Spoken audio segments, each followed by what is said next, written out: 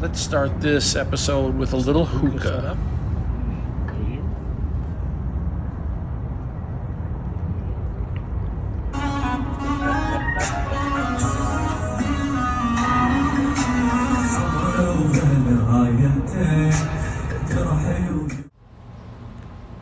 All right, so this time what I want to talk to you about is the physical requirements of working overseas. Okay. After years of military contracting overseas, and I'm getting ready to retire, I want to inspire some of you to try this out, this lifestyle. See what you can explore, see what you can find out about yourself. Try something different than just working in your hometown.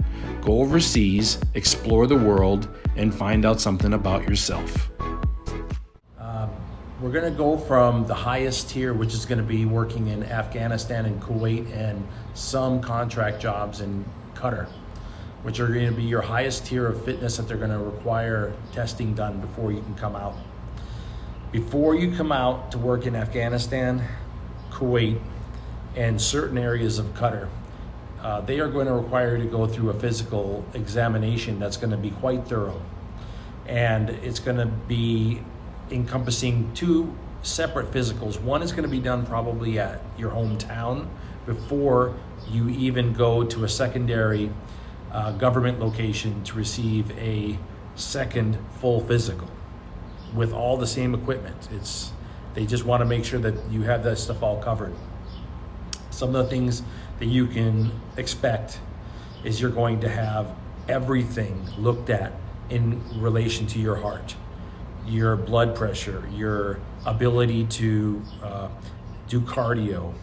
You're going to have a full machine hooked up to you that's going to look at everything to do with your heartbeat to see if you have any kind of heart murmur, any type of irregular heartbeat. All that's going to be done. All of that paperwork will be sent off from your hometown to be looked at by the government before they'll approve you. Okay? And this is all set up by your company, so it's not something you need to worry about doing on your own. When you get hired by your company, they're gonna set this up, and then if you pass this examination, then you move on to the next stage, okay? So after all of this heart monitoring and testing is done, then you're gonna move on to your eyesight and your hearing. You're gonna get full testing done on all that to make sure that it's all up to par and that you're able to go overseas and work. Now that's not necessarily so bad for you either, because any issues that happen to you when you're overseas, now you have a baseline to work from. So you can show that while you were overseas, you had a reduction in hearing or something like that compared to a pre-work baseline, okay? The next thing you need to think about is range of motion. You gotta have full range of motion. And again, this is for working in the most arduous areas, which is gonna be Afghanistan, Kuwait, and Qatar. You got a full range of motion and strength. You're gonna have to prove your ability of both flexibility and then also ability to carry and to lift certain items. All that's gonna be done, and any type of workplace medicine in your hometown is gonna be able to perform these pre-examinations. They're used to it, because the same thing happens for a lot of civilian companies too, that you have to go through these tests, okay?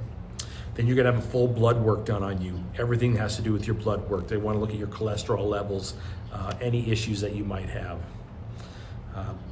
Then they're gonna wanna know what prescriptions you're on, okay? And by the way, that doesn't necessarily mean you're gonna have a problem if you have certain prescriptions. Some prescriptions maybe. If you have something that is a controlled substance, that's pretty much just not gonna fly. But let's say you take a medication for cholesterol. It's very common, so it probably wouldn't be anything that would keep you from going. Next is you're gonna be looking at is injuries or disabilities that you may already have. A lot of contractors are pre-military, and they want to know what sort of injuries you may have had in the past. They want to know if you're dealing with any type of disabilities, issues like that, okay? Most of the time, you can claim that you just don't have any type of disability that would keep me from doing this job. And that's usually one of the factors that you can choose. So you could say, are you a disabled veteran? You can say yes, but I don't have any disabilities that would keep me from doing this job. And that's a very common thing. Injuries that you may have, if you had surgery on your shoulder or surgery on your knee, again, that's not necessarily going to keep you from being able to work overseas. It's just something they need to know about. They need to make sure you got the range of motion and the strength.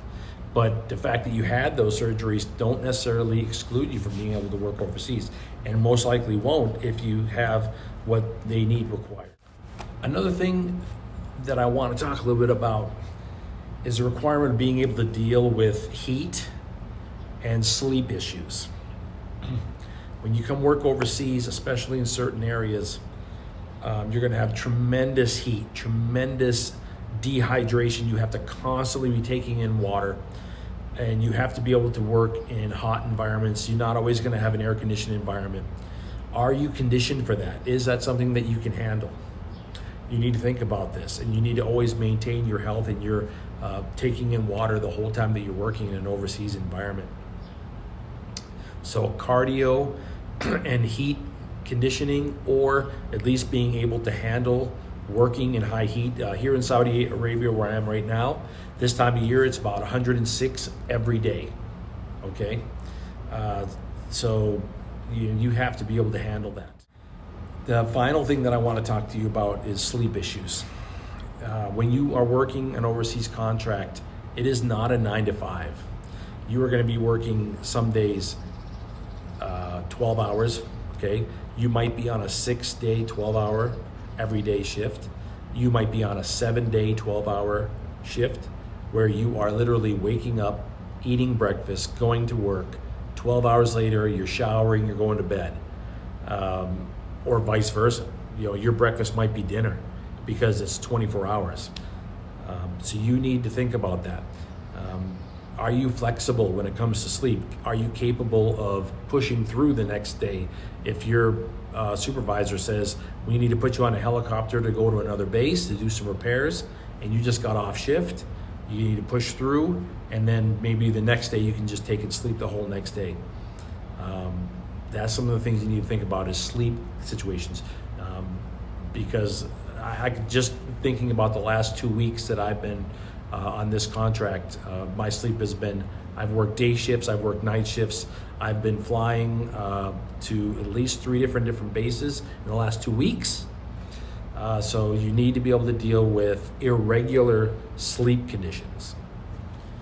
And those are your physical issues that you need to think about, okay? So we'll cover more, and don't forget to leave in the comments some of the things you'd like me to talk about, some of the questions that you have, and have a good day.